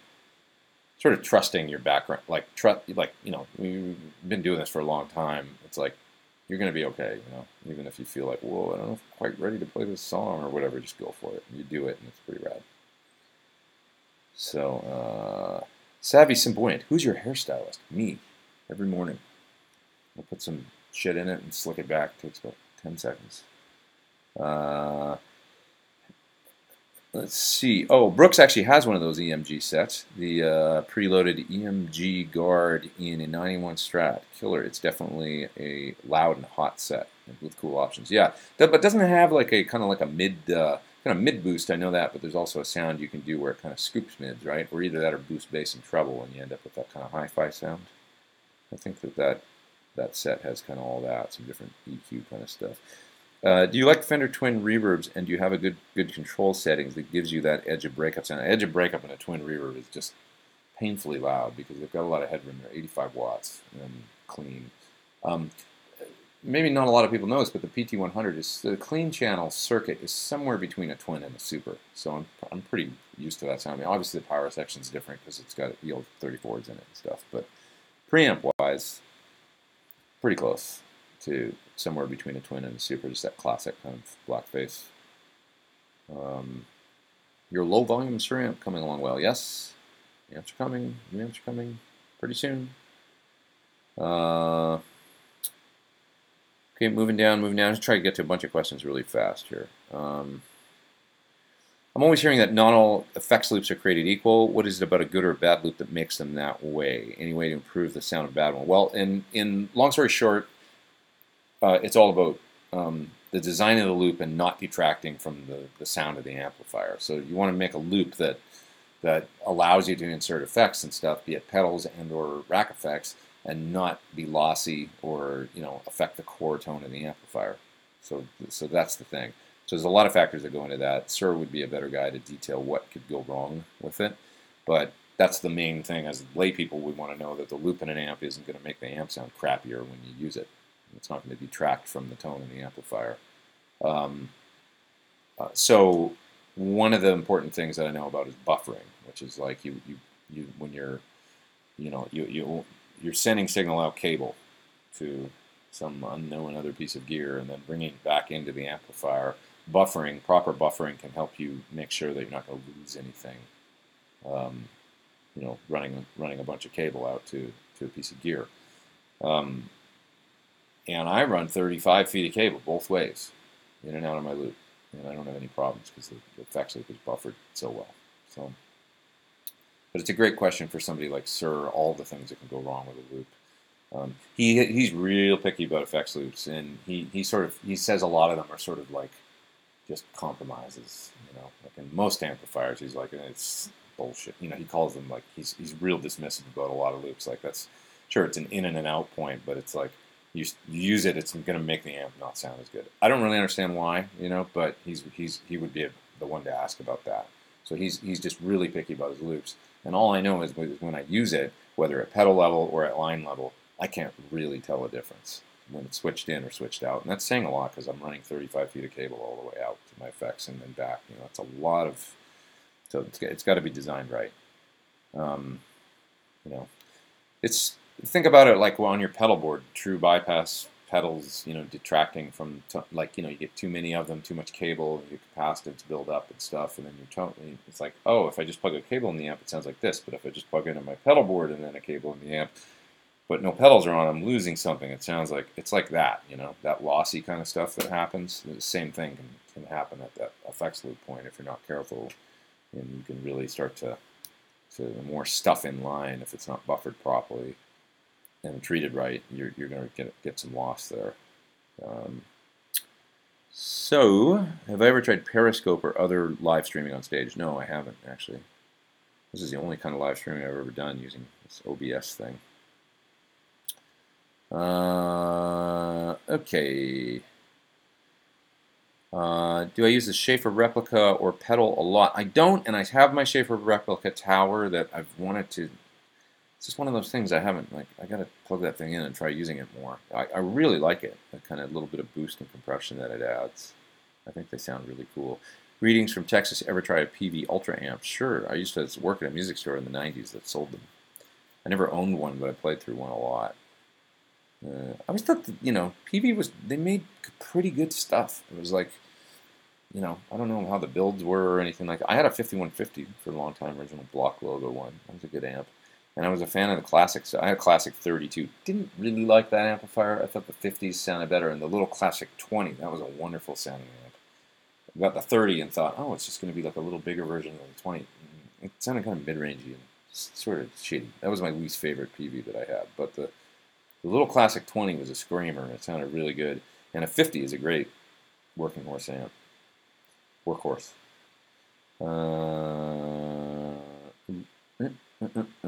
Have I played much with the AX8? I don't want to say much. I've got one sitting right here, and I've used it a little bit. I used it on the Tim and Pete show with Laurie Basilio. You can hear her playing through it as well. And I've wanted to get back to playing through it some more. And somebody was saying earlier in the chat here that the new firmware update's amazing, so I will try it. It's got so much to do. I got to go on Thursday to go do clinics, so it's like I want to get 2 pedal demos done before then, and make sure I know what the hell I'm talking about when I get to my clinic next week. So I got too much to. I don't think I got time to do the firmware update and stuff this week. I got to really. That's why I got to get out of here too and get to work in a minute. Man, I must be far back in the chat here because there's people talking about the different string gauges and weak fingers. And I feel like that was an hour ago I was talking about that. So I'm really sorry, guys, if I don't get to all the questions and stuff. Billy Gibbons says I'm not a wuss. Like your leg gauge if you want. You're right. That guy uses 7s, doesn't he? Do I have insurance for my hands? Ha ha. No. Crappy health insurance. That's about it.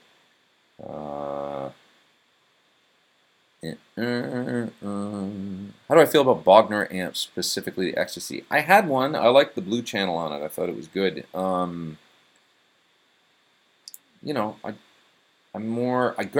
Reinhold, and he's a friend of mine. I like Reinhold. The guy cracks me up, man. I love that dude. But the amps, his particular voicing, that kind of darker, sort of more full, low mids thing, just isn't exactly where I gravitate to. I'm a little bit like his Helios is probably going to be the amp that I would most gravitate towards because it's a little bit more Marshall, I think.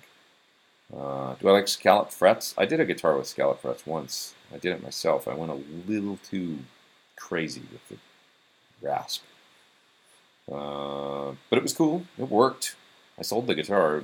I had it for a while and played it. And it was cool, but I have scalloped frets on one guitar. The last 3 frets on my scalloped.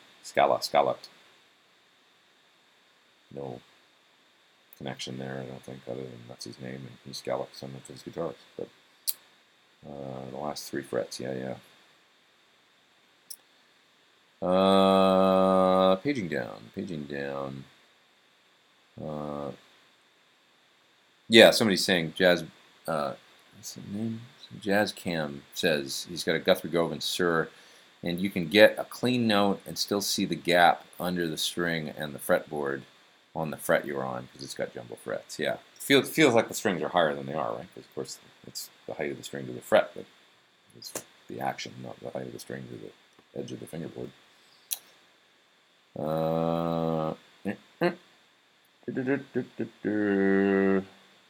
I still hit the Laurel Tavern? That's my local hang sometimes. Yes, I do on occasion. You might see me there. Let's see. Benjamin says he has a USA Telly with huge fresh frets, and it has a maple neck. All of those things give the illusion of higher action. Yeah, it's true. SSD prices have come down a lot lately. That's from Panhead. Yeah, so we were talking about replacing the SSD drive, your little hard drive in your computer with an SSD drive from Otherworld Computing. If you find your Mac computer is really slow, you can do that. Lex is in Russia. He says hello. What's up, Lex? Must be nighttime there, right? Must be late. Absolutely. Also increase RAM, says Oscillation Overdrive. Yeah, I would increase RAM. I mean, 16 gigabytes of RAM is probably enough for just about any guitar player. If you're running big sample libraries or something, you probably need more. But I didn't find huge performance increases when I increased RAM. I found a massive performance increase when I replaced my old hard drive with a solid-state drive. You know, a 5600 RPM drive or whatever with the solid-state drive. It was like my Mac went from basically not functioning to being pretty rocking, blazing fast.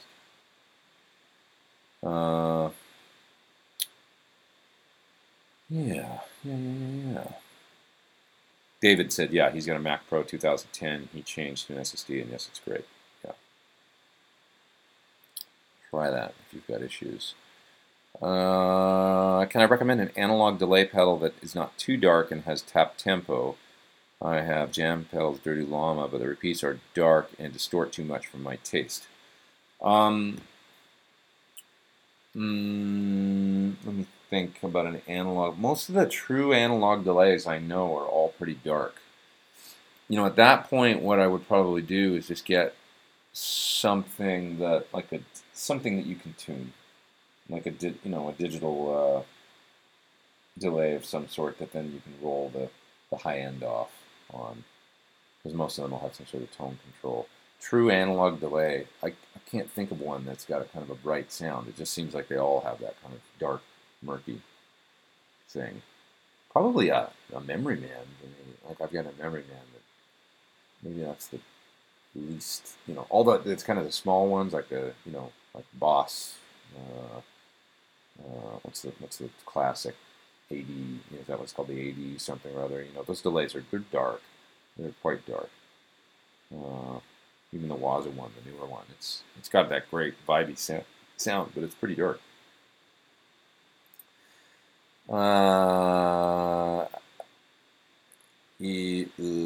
Adam says, just watch your old video, how to play Eruption.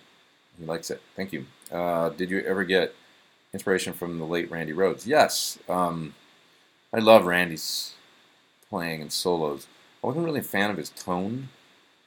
His tone kind of bugged me, but I loved at least just the recorded version. But I love seeing that After Hours Ozzy show where you can see him where Ozzy played on TV. It's Rudy Sarzo on bass and Randy's playing, and the sound in there is great to me. Just his live raw guitar sound with the white Marshalls, and check that out if you've never seen that. It's really cool. You can find it on YouTube.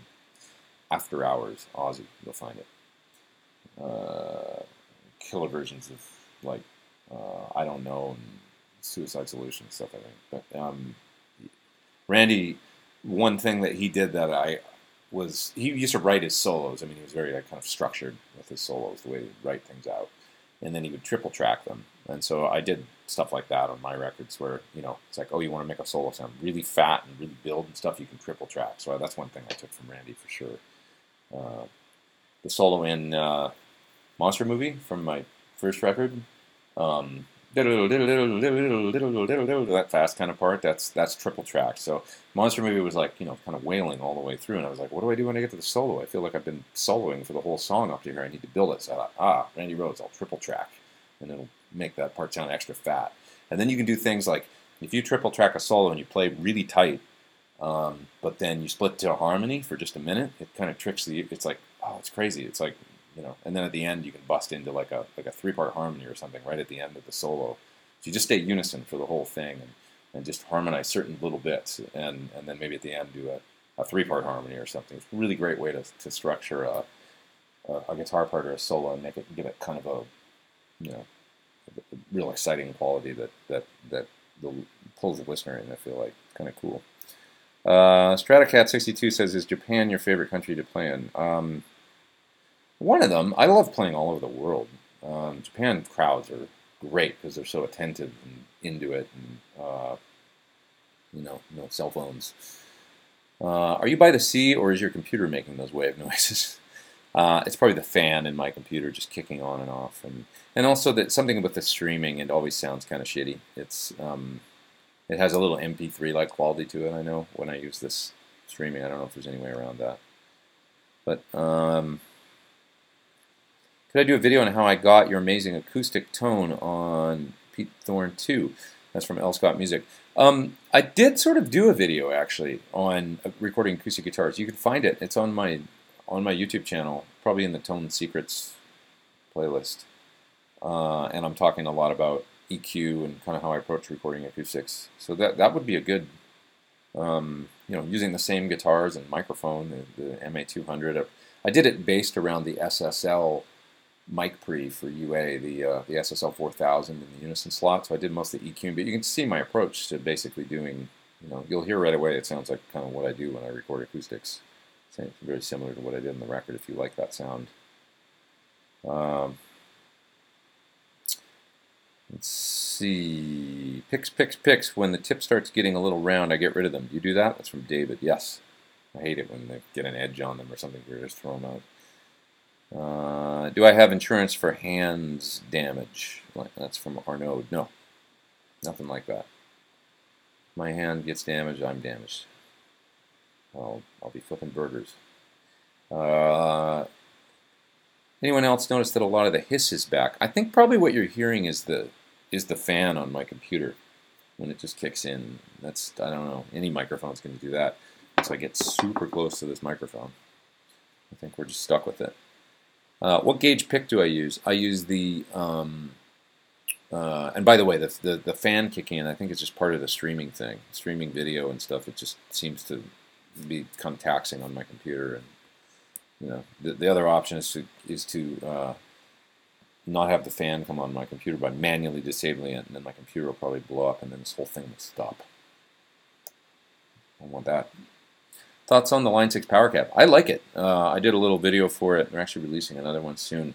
I'm getting one pretty soon, and then I'm going to load it with like some Celestion IRs and stuff and play with it further. So I only tried it out at their place, so I haven't been able. Like with any piece of gear, I got to get it. I can't just. I hate trying stuff at NAMM and in the music store. I got to get it home, and then I got to do my own thing with it before I really get a feel for what the thing does. And I'm just like that. I go, like probably like anybody, I got to tweak it, play with it for a couple of days, and really dial in the way I would dial in, and then I've got an opinion on it.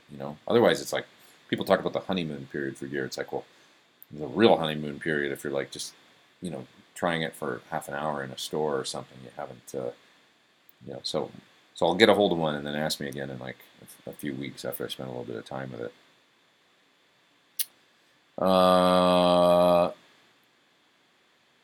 Let's see here. Trying out the UAD Pete Thorn PT100 plug-in.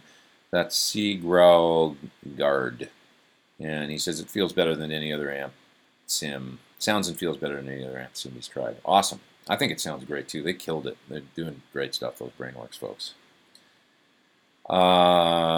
Is that the Martin that Chris gave you? That's what Mike says. Yes, that's the only Martin I have. D28. So, let's see here. Apple denies planned obsolescence. I don't think that. I think they do admit to it. Didn't they get caught doing it to the phones? I think they admitted it, right? That they were slowing down their phones when they tried to come up with some excuse that sounded like bullshit. But what are you gonna do? We gotta deal with Apple. Sorry to be repetitive, but how much time, this is from Brad, do you spend on practicing techniques or exercises on a daily basis? Not as much as I would like, man. And I want to do some playing. I'm going to play a lot over the next 4 days because I want to have my hands in decent shape for the clinics this week. So I'm somewhat comfortable. I haven't played that much for about a week, so I got to get back into it over the next 4 days before I go away. Life catches up.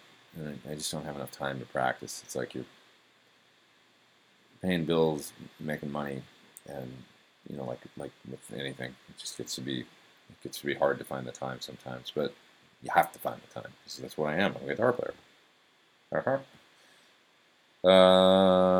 So let's see.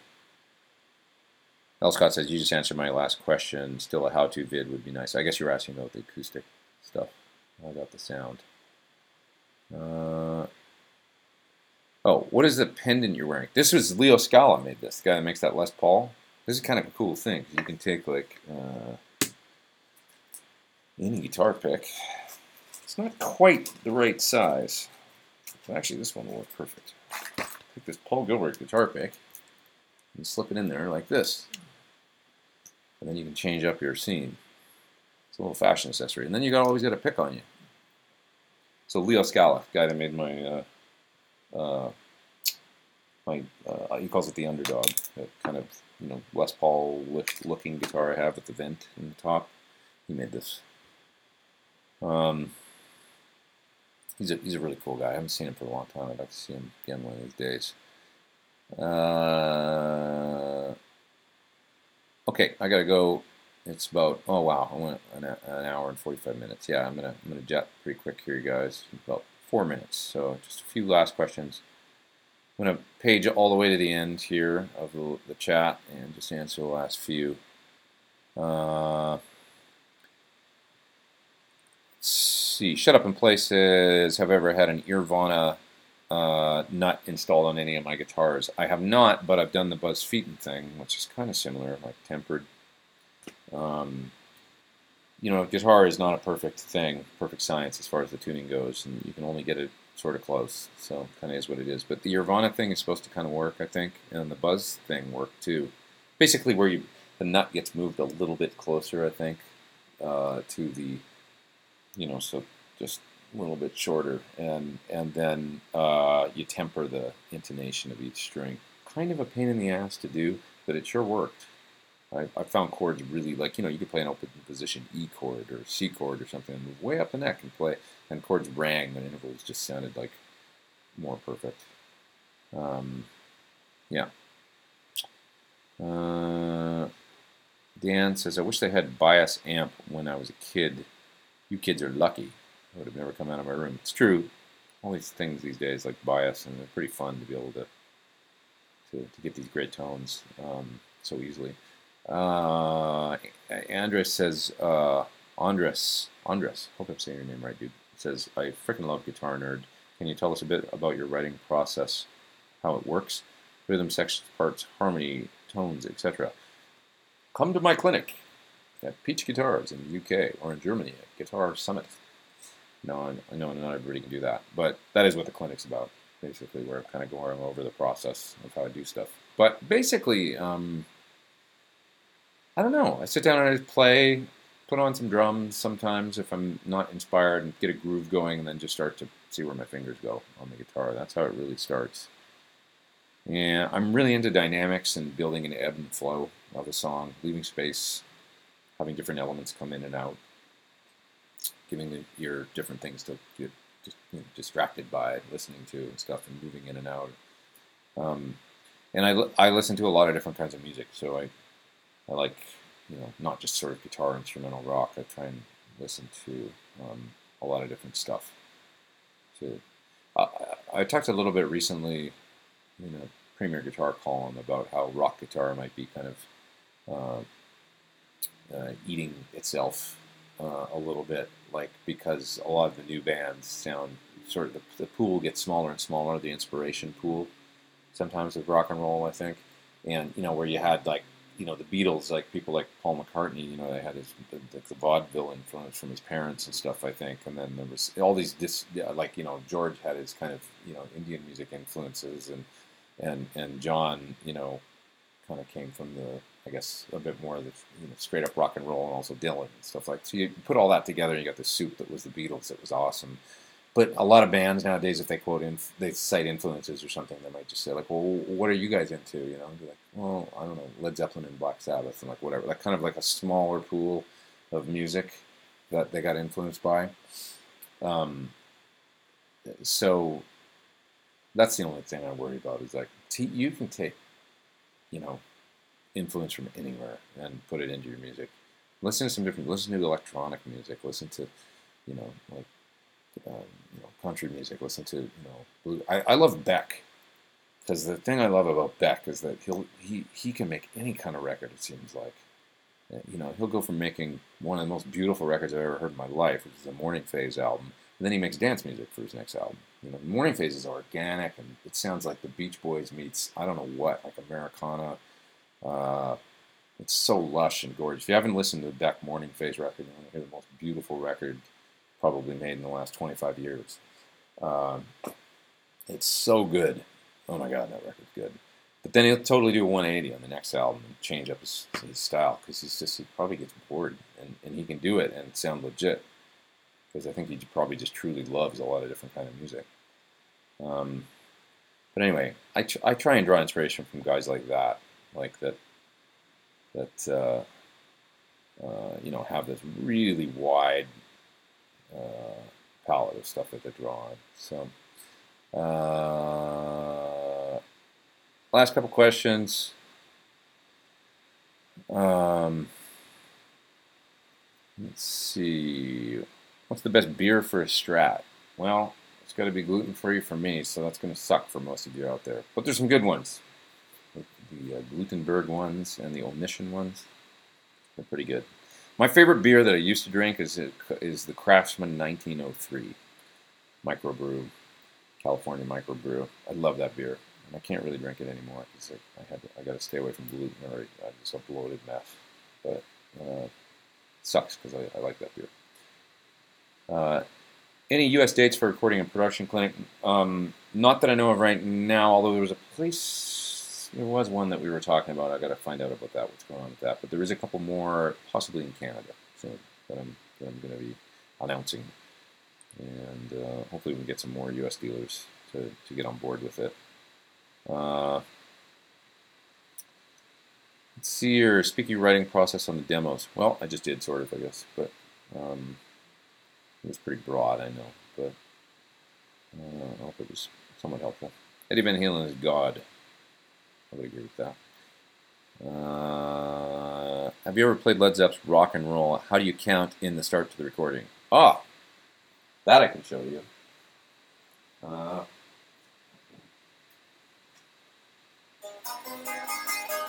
On this out-of-tune 12-string.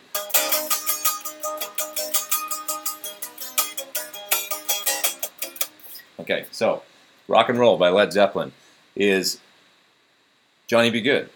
Okay?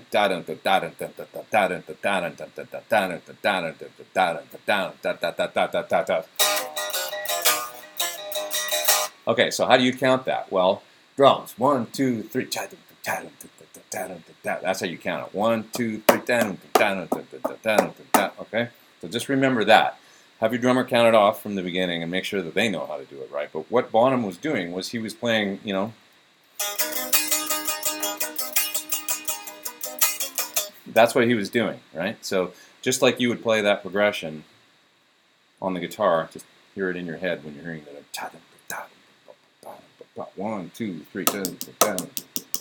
Try it. You'll like it. It works. All right. I'm out of here, you guys. I gotta go.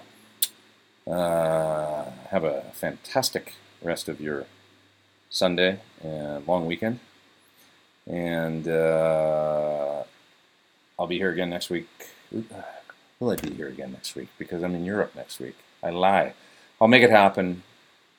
But it's the middle of the night when I would normally do it. No, it's not. It's evening. I got to find out what's going on next Sunday, where I'll be. I have no idea where I'll be. I'll be somewhere in Germany. But it'd be fun to do one from over there as long as I got fast internet. Maybe I can even make it like a thing. You know, do it from somewhere cool or something. I don't know. We'll see. I'll post it on my Facebook page, though, where I'm going to be next Sunday. I'll try and do it at the usual time. The, 11 a.m. Pacific time is when I usually do these things. And I can't end this until I can find OBS. Oh, there it is. All right. We'll see you guys next week. And yeah, just a couple days before on my Facebook page, I'll post if I think I can do it. And I'm going to have the time. Sorry, I got this weird light on my face. I didn't realize that was happening. Stupid blinds. Have an awesome rest of your Sunday, rest of your weekend, and take it easy.